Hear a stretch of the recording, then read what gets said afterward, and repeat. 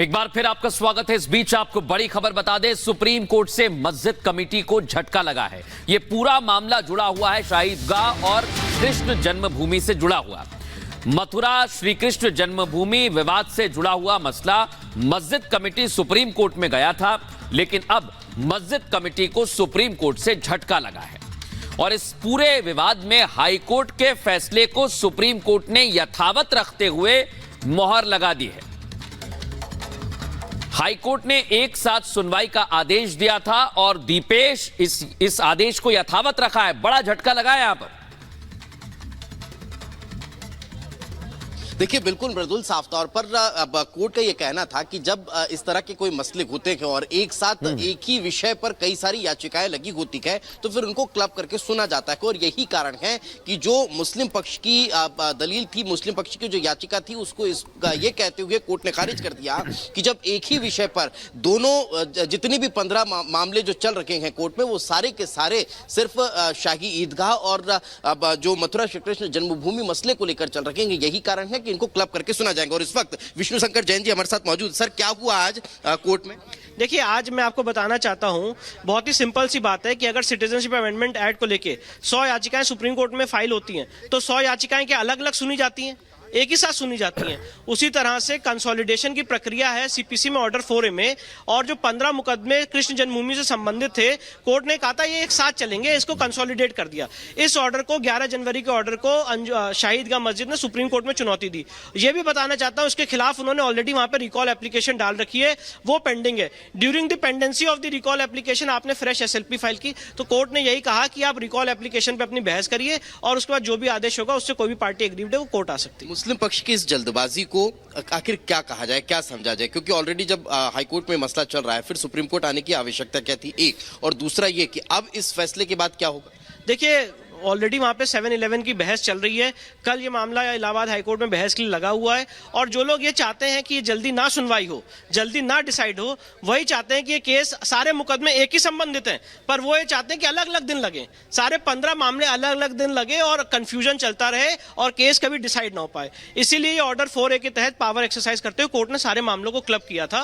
तो जो नहीं चाहते हैं कि एक साथ ना चले, इसमें उसके खिलाफ आए थे। बहुत बहुत शुक्रिया। तो विष्णु शंकर जैन को आप सुन रखे थे, जिन्होंने साफ तौर पर कहा कि कोर्ट ने यह स्पष्ट कर दिया कि सारे मसले जो हैं वो एक ही विषय को लेकर लगे हुए थे और यही कारण है कि हाई कोर्ट में उसमें सुनवाई चल रही थी। लेकिन मुस्लिम पक्ष जो है वो सुप्रीम कोर्ट आया और सुप्रीम कोर्ट ने अब यह स्पष्ट कर दिया कि हाई कोर्ट वापस जाएंगे, वहां चूंकि इस मसले को लेकर सुनवाई चल रही है। और विष्णु शंकर जैन ने बताया कि अगर कोई एक विषय पर इस तरह से सुनवाई होती है, अलग अलग याचिकाएं उसमें होती है, तो उनको क्लब करके ही सुना जाता है। अलग अलग एक एक दिन अलग अलग अगर याचिकाओं को लगाया जाएगा, उन पर सुनवाई होगी, तो इससे समय बहुत ज्यादा चला जाता है कोर्ट का भी और जो पक्षकार हैं उनका भी। यही कारण है कि क्लब करके अब उस पर सुनवाई होने वाली है। जी, ओवर टू यू दीपेश। पिछले कई मामलों को देखें, फिर वो चाहे चले, फिलहाल आपका बहुत बहुत शुक्रिया।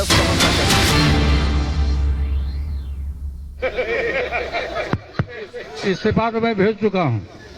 साथियों, कल NDA गठबंधन के द्वारा बिहार में 40 लोकसभा सीटों के लिए किस दल को कितना सीट मिलेगा,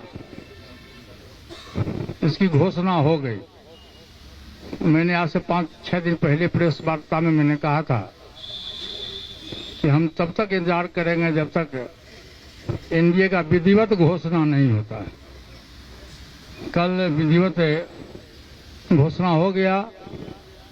हम लोग 5 सांसद थे, हमारी पार्टी में 5 सांसद थे। मैंने बहुत ईमानदारी, बहुत लगन से, वफादारी से मैंने NDA की सेवा की। आज भी मैं माननीय प्रधानमंत्री जी का शुक्रगुजार हूं और मैं आज भी,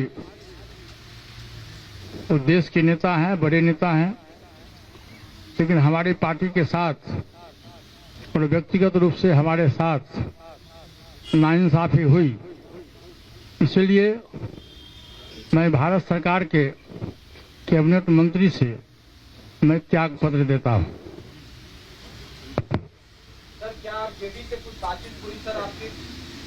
जेडी के साथ क्या? जितना बोलना था मैं बोल दिया। अब देखिए, भविष्य की राजनीति हम अपने पार्टी के जितने भी हमारे वरिष्ठ कार्यकर्तागण हैं उनके साथ मैं बैठ के तय करूंगा।